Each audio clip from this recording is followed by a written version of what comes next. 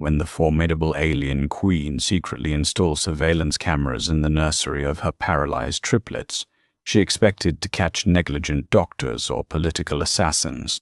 Instead, the midnight footage revealed David, a lowly human janitor, performing an impossible ritual that would shatter intergalactic medical science and change the universe forever. Queen Isabella of the Kalan sovereignty stood before the towering atmospheric chambers in the VIP wing of the United Earth Medical Pavilion. A reflection in the reinforced glass showed a monarch on the brink of collapse. Isabella was a commanding figure, her naturally luminescent skin dulled by months of relentless exhaustion and unspeakable grief. Inside the three pressurized chambers lay her offspring, Arthur, Beatrice, and Charles. They were the future of her species, the undisputed heirs to a star-spanning empire, yet they lay as still as stone. 6 months ago, a political coup had nearly shattered the Kalan homeworld. The rebellion was swiftly crushed, but not before an assassin released a synthesized neurotoxin into the royal nursery. The toxin was designed to be lethal. Instead, it had left the triplets in a state of absolute, irreversible paralysis. Their minds were perfectly intact, trapped inside infant bodies that could not blink, cry, or breathe without the rhythmic hum of the life support synthesizers. The Kalans possessed technology that far surpassed human capabilities in many sectors. Their starships folded space, and their energy grids could power entire continents with a single crystal. Yet their medical philosophy was cold, heavily reliant on algorithmic diagnostics and robotic intervention. When Kalan science failed to cure the royal triplets, political pressure forced Isabella to seek asylum and assistance on Earth, a neutral zone known for its biological diversity and bizarrely stubborn medical professionals. But Earth was failing her too. Dr. Richard Sterling, the chief of xenobiology, approached the Queen with a heavy sigh, adjusting his sterile scrubs. He was a brilliant man, renowned across 3 sectors, but the dark bags under his eyes betrayed his defeat. "Your Majesty," Dr. Sterling began, his voice barely above a whisper, "we have run the latest nerve conduction velocity tests. The human nanites we introduced last week have failed to bypass the neurotoxin's blockade in their spinal columns. The proteins are simply too dense. The nanites are bouncing off the hardened neural pathways like pebbles against a fortress wall." Isabella did not turn her gaze away from Beatrice's motionless face. "There must be another protocol, Doctor. Lofty. A different frequency. A heavier dosage. We are at the absolute limit of what their biological frames can endure," Sterling replied softly.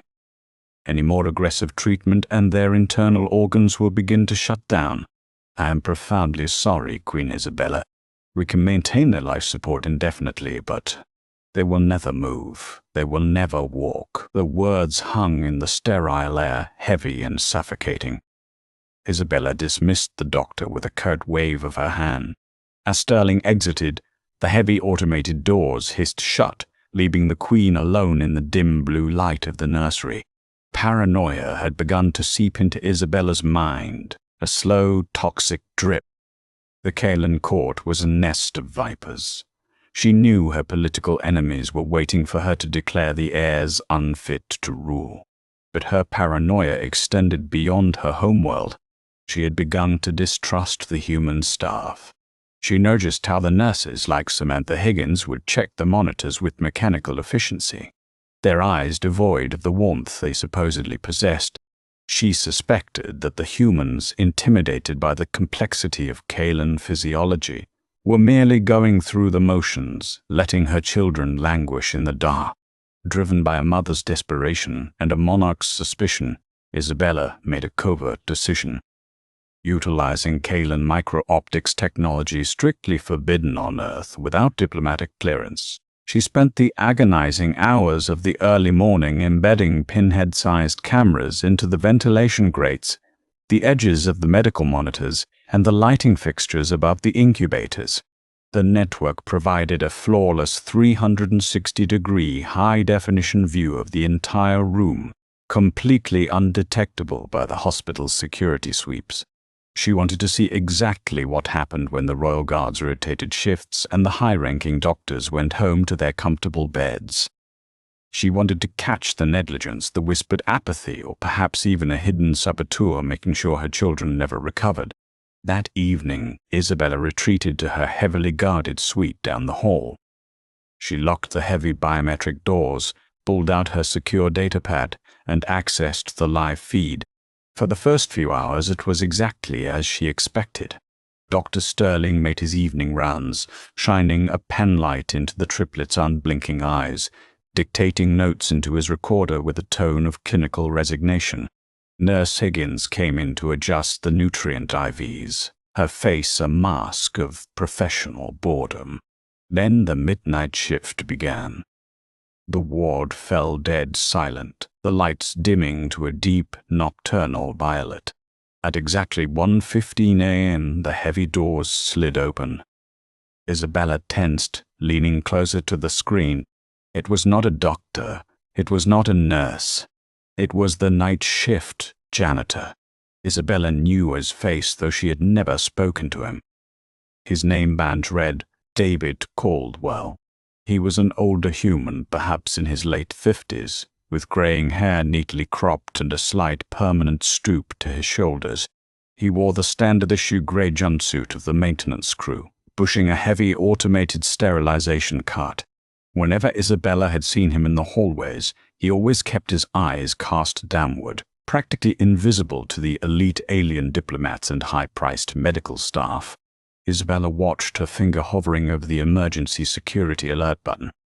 The sanitation protocols dictated that janitorial staff were to activate the room's auto-scrubbers and leave immediately to avoid contaminating the sterile field. But David did not activate the auto-scrubbers. Instead, he parked his car by the door, meticulously washed his hands at the industrial sink for a full 3 minutes, and donned a pair of ultra-thin, sterile medical gloves. Isabella's golden eyes narrowed. What was this low-level laborer doing? Why was he preparing himself like a surgeon? David walked slowly toward the atmospheric chambers. He looked over his shoulder, ensuring the hallway was empty, before turning his attention to the unmoving Kalan royal infants. Isabella held her breath, her heart hammering against her ribs. If this man so much as disturbed a single life support tube, she would have him executed under interstellar law. But what David Caldwell did next defied all logic, plunging the Queen into a state of utter bewilderment. On the glowing screen of her datapad, Isabella watched David approach Arthur's chamber. The human janitor reached out and with practiced ease bypassed the electronic lock on the incubator's side access port. It was a high-level security seal, yet David's fingers danced across the keypad, entering an override code that even some senior doctors didn't know. Isabella's breath caught. An assassin. She was about to slam her hand down on the security alarm, but something in David's demeanor made her freeze. There was no weapon in his hand. There was no malice in his posture. David slit his gloved hands inside the chamber. The Kalan infants were highly sensitive to temperature drops, but David immediately placed his large, warm hands gently over Arthur's rigid chest and abdomen. Then the janitor began to hum. It was a deep, resonant sound vibrating from deep within his chest. The audio feed picked it up, clearly a steady, rhythmic baritone that sounded like an old Appalachian folk melody. The Kalan auditory organs were incredibly sensitive to acoustics, and their crystalline nervous system was heavily influenced by vibrational frequencies, a fact the Kalan themselves knew, but the human doctors had dismissed as archaic pseudoscience in favor of nanite injections. As David hummed, his hands began to move. He wasn't just touching the infant. He was applying deep, rhythmic pressure to specific nerve clusters along Arthur's spine, shoulders, and legs. It was a rigorous, highly specialized form of physical therapy. He manipulated the stiff, paralyzed joints with a shocking amount of force, yet his movements were infused with profound gentleness. "Come on, little guy," David murmured softly. his voice bleeding through the audio feed, rich with an emotion Isabella rarely heard in this cold facility. "I know you're in there. I know the doctors say the bridge is out, but we're gonna build a new one. Just follow the vibration. Find the pathway." Isabella was paralyzed in her chair. Kalen medical doctrine strictly forbade this kind of aggressive physical manipulation on paralyzed subjects. Their logic dictated that touching damaged nerves caused further trauma.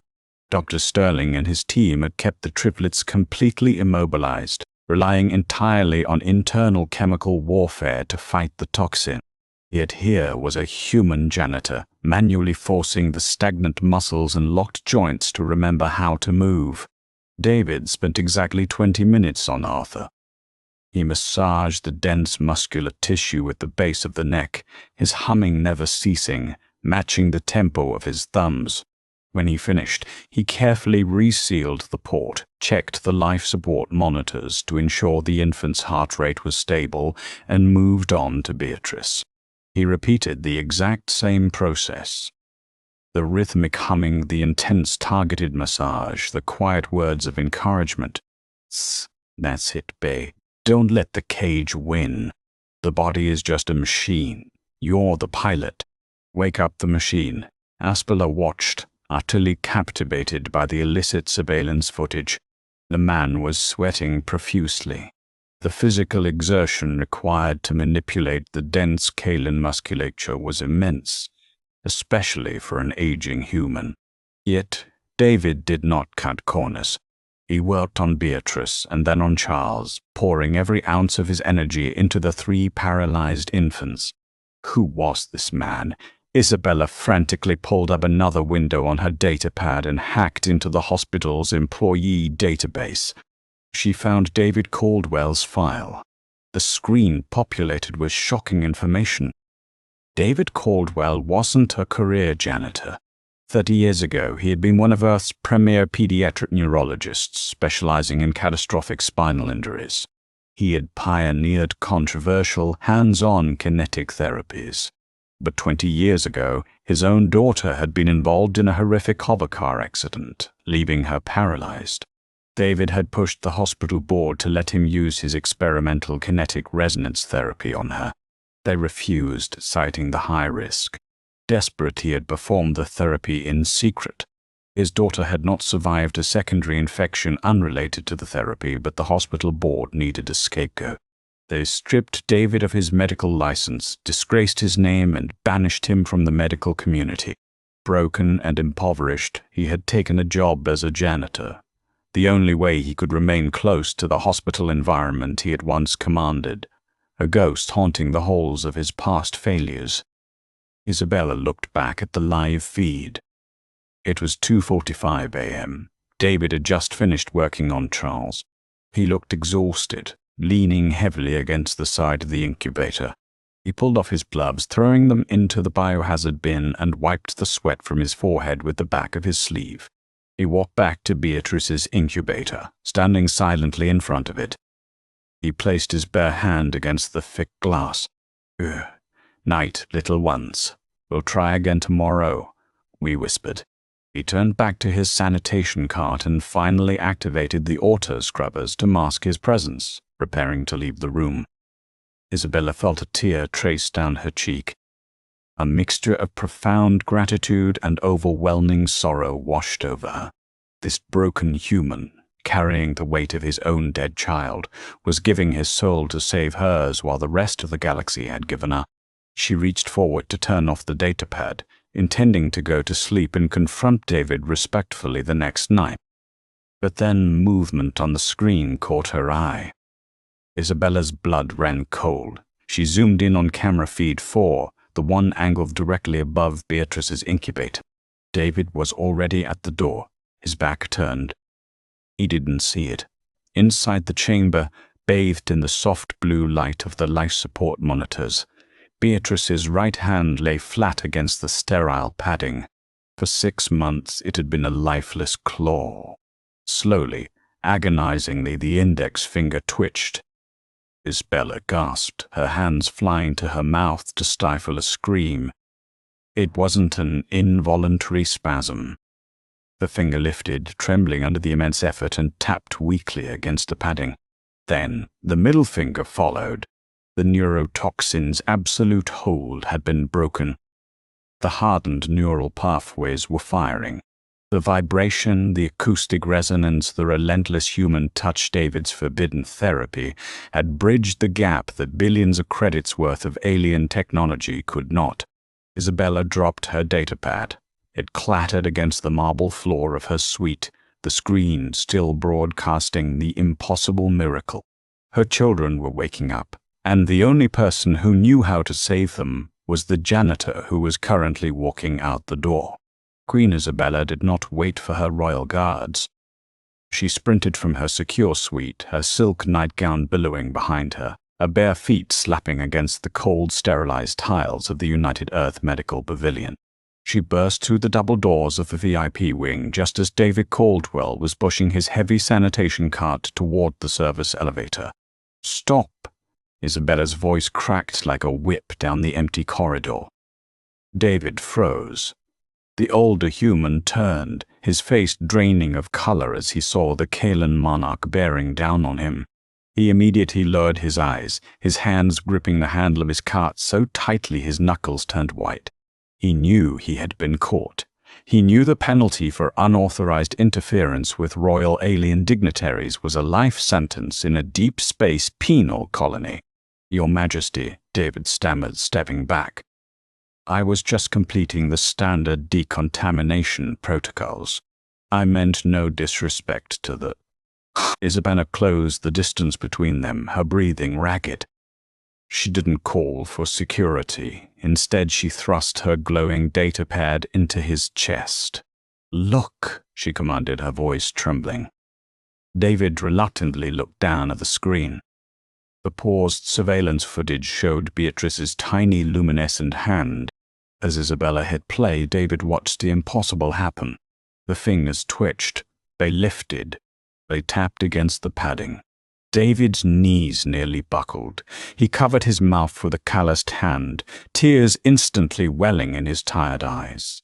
"My God," he whispered, the sound tearing from his throat. It worked. The kinetic resonance. It bypassed the blockade. "You are not a janitor," Isabella said, her golden eyes burning into his. She stepped closer, her tone dropping to an intense, conspiratorial whisper. "I read your file, Dr. David Caldwell. The Human Medical Board stripped you of your title because of a tragic anomaly.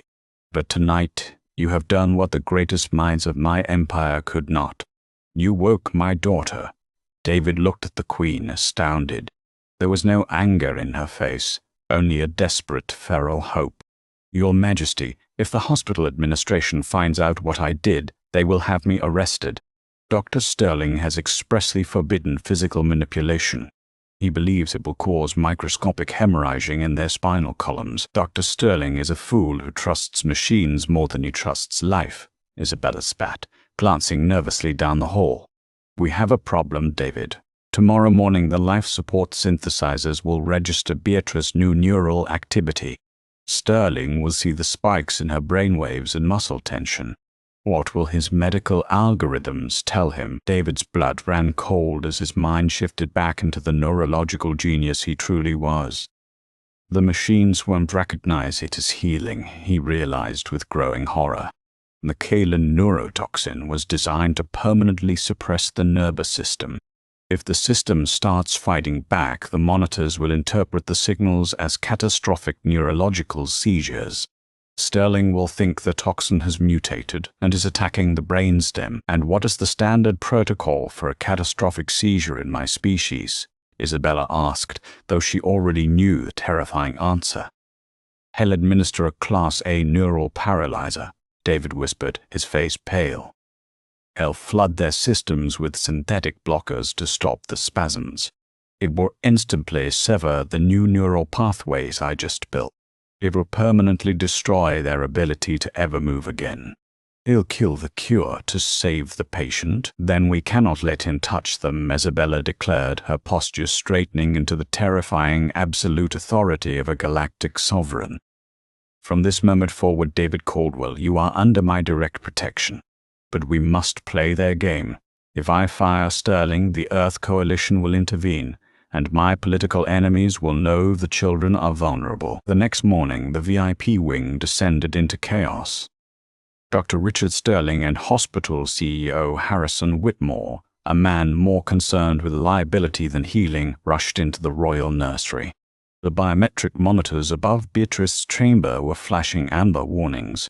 "It's just as we feared," Sterling announced gravely, tapping the glass of the incubator. "The toxin is causing a cascading neural failure. Nurse Higgins, prep 3 doses of Promethium Z. We need to induce a deep neurological coma before the seizures cause brain damage." "Stop right there," Queen Isabella's voice echoed through the room. She stood, blocking the incubators, her royal guards flanking her, their plasma rifles humming softly. "Your Majesty, you don't understand," CEO Whitmore pleaded, wiping sweat from his brow. "The infants are seizing. If we don't administer the paralyzer, they could die." "My children are not seizing, Mr. Whitmore. They are resting," Isabella lied flawlessly, her face an unreadable mask of alien regality. "I have consulted with my own royal physicians via quantum link. The energy fluctuations are a natural shedding of Kalan infant scales. You are to administer nothing. In fact, I am locking down the incubators. No one touches them without my direct verbal authorization." Sterling looked appalled. "Your Majesty, this is medical negligence." "If you refuse treatment, I refuse your treatment, Doctor." "Sterling," Isabella interrupted coldly. "Furthermore, I require absolute sterility in this room. Your cleaning staff is inefficient. I want that man." She pointed a long, elegant finger at the hallway, where David was quietly mopping the floor. "Assigned exclusively to this room. He is to be present at all times. If I so much as see a speck of dust, I will hold the United Earth Medical Pavilion legally responsible." Whitmore blinked, completely thrown off balance. "The janitor, Your Majesty, David, is just maintenance. We can assign a sterilization drone." "I do not trust your drones. I want the human." "It is not a request, Mr. Whitmore." And so the greatest deception in intergalactic medical history began. By day, David Caldwell wore his gray maintenance jumpsuit, quietly mopping the floors and polishing the glass chambers while the high-ranking doctors debated their failing charts in the hallway. By night, when the doors locked and the violet lights engaged, the janitor became the savior. For 3 weeks, David and Isabella worked side by side. He taught the Queen the precise pressure points, the acoustic frequencies, and the rigorous physical therapy required to break the toxin's hold. The alien monarch rolled up her silk sleeves, sweating and humming old Earth melodies alongside the disgraced doctor, massaging life back into her children's limbs. The progress was exponential. Arthur was soon able to turn his head. Charles could open his eyes and track the movement of a penlight. Beatrice, the strongest of the 3, was able to grip Isabella's finger, bringing the Queen to tears night after night. But their secret was a fragile glass bridge over a canyon, and the vibrations of their success were about to shatter it. The Kylan homeworld was a viper's nest of political intrigue. The rebel faction that had ordered the assassination of the royal triplets had grown impatient. 6 months had passed, and Queen Isabella had not abdicated, nor had she declared the heirs deceased. The rebels needed absolute confirmation of death to legally challenge the throne. Unable to trust the human doctor's reports, the Kalan rebels bypassed diplomacy entirely. They reached deep into their black market funds and bought the one thing more dangerous than an alien assassin: a highly connected, deeply corrupt human security operative. Commander Philip Graves was the head of the United Earth Medical Pavilion's private security force. He knew the camera blind spots. He knew the guard rotations. And for 10 million Kalan credits, he was more than willing to ensure the royal triplets suffered a tragic, unforeseen equipment failure. It was 3 a.m. on a Tuesday. Queen Isabella had finally succumbed to exhaustion and returned to her suite to sleep. David remained in the nursery, finishing his nightly kinetic therapy on Charles. Suddenly, the hospital's primary power grid flickered. The deep violet lights of the nursery snapped to a harsh, strobing emergency red. Attention, code black. Fire detected in the VIP residential wing. All royal guards report to the sovereign suite immediately, the automated PA system announced. David froze. A code black fire in Isabella's suite? He rushed to the reinforced blast doors of the nursery and peered into the hallway. The Kalen Royal Guards stationed outside the nursery hesitated for only a second before sprinting down the corridor to protect their queen, leaving the nursery completely unguarded. David's instincts, honed by years of tragedy and trauma, screamed at him. He looked at the atmospheric monitors. There was no smoke in the ventilation system. The air pressure was completely stable. It was a distraction. David spun around, grabbing the heaviest thing he could find, a solid steel wrench from his maintenance cart. He backed away from the doors, positioning himself between the entrance and the 3 atmospheric chambers. The electronic lock on the nursery door beeped, the light turning green. Commander Philip Graves stepped into the room. He wore full tactical gear, a breather mask pulled over his face, and carried a specialized pneumatic syringe loaded with a clear, viscous fluid, a localized, untraceable cardiac arrest agent. Graves looked up, expecting to see a room full of helpless, paralyzed infants. Instead, he found the gray-haired janitor standing in front of the incubators, a steel wrench gripped tightly in his hands. "Get out of here, old man," Graves growled, his voice muffled by the mask. "This doesn't concern you. Walk away, and you live." "You're not touching them," David said, his voice trembling but his stance unyielding. He had lost one child to a hospital's failure. He would die before he let another child perish on his watch. Graves sighed, pulling a suppressed kinetic pistol from his thigh holster. "Wrong answer, Caldwell." Graves raised the weapon. David didn't run. Instead, he kicked the release lever on his industrial sanitation cart, sending the heavy steel-framed machine careening directly into Graves' legs. The gun fired with a muffled thud. David felt the searing, blinding heat tear through his left shoulder. He cried out, stumbling backward against Arthur's incubator, blood instantly blossoming across his gray jumpsuit. Graves cursed, stepping over the toppled cart. He aimed the pistol squarely at David's head. "Stupid janitor. I'm a doctor, you son of a bitch." David snarled through the pain.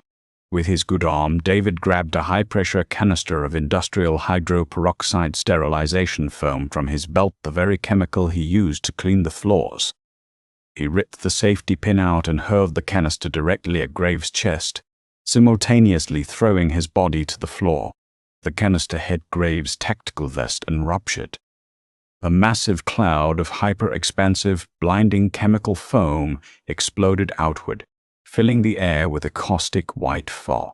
Graves screamed, dropping his pistol and clawing at his breather mask as the foam expanded into his eyes and lungs, burning like liquid fire. David scrambled across the floor, his vision blurring from bloodlust. He found the dropped pistol, grabbed it, and leveled it at the thrashing security commander, just as the heavy doors to the nursery were blown off their hinges. Queen Isabella charged into the room, flanked by her guards, her plasma rifle drawn and glowing with lethal energy. She had realized the fire alarms were fake the moment her senses detected no heat. The fog began to clear. The Kalen guards immediately swarmed Graves, pinning the blinded and gagging commander to the floor, slapping heavy energy cuffs on his wrists. Isabella dropped her weapon and fell to her knees beside David. The human was bleeding heavily, leaning against the incubator, his face deathly pale. "David! Stay with me, David!" Isabella pleaded, pressing her hands against his wounded shoulder. David offered a weak, blood-stained smile. He didn't look at the Queen. He was looking past her, up at the incubator. Isabella turned her head. Inside the chamber, the chaos, the gunfire, and the shouting had triggered something profound. Arthur, who had been a prisoner in his own body for 6 months, was pushing himself up. Trembling, fighting against gravity, the infant Kalen pushed his upper body off the sterile padding. He looked through the glass, his golden eyes wide, and let out a loud, piercing, healthy cry. A second later, Beatrice joined him, her cries echoing through the chamber. Then Charles. The nursery was filled with the deafening, glorious sound of life. CEO Harrison Whitmore and Dr. Sterling arrived moments later, flanked by hospital security. They stopped dead in the doorway, staring in absolute shattered disbelief. The paralyzed heirs were moving. They were crying, and the disgraced janitor, bleeding on the floor, had saved them all. Isabella stood up, her royal robes stained with human blood. She looked at Whitmore and Sterling with a gaze that could melt steel. "Arrest Commander Graves for high treason," Isabella commanded, her voice ringing with absolute authority. "And someone get my chief medical officer a stretcher. Dr. Caldwell requires immediate attention," Sterling stammered, his worldview collapsing. "Your Majesty, he is a janitor." "No," Isabella said proudly, looking down at the man who had given her back her universe. "He is the greatest healer in the galaxy. And he is coming home with us." When the Kalen royal fleet finally departed Earth, they carried 3 healthy, crying heirs and a revolutionary new understanding of medicine.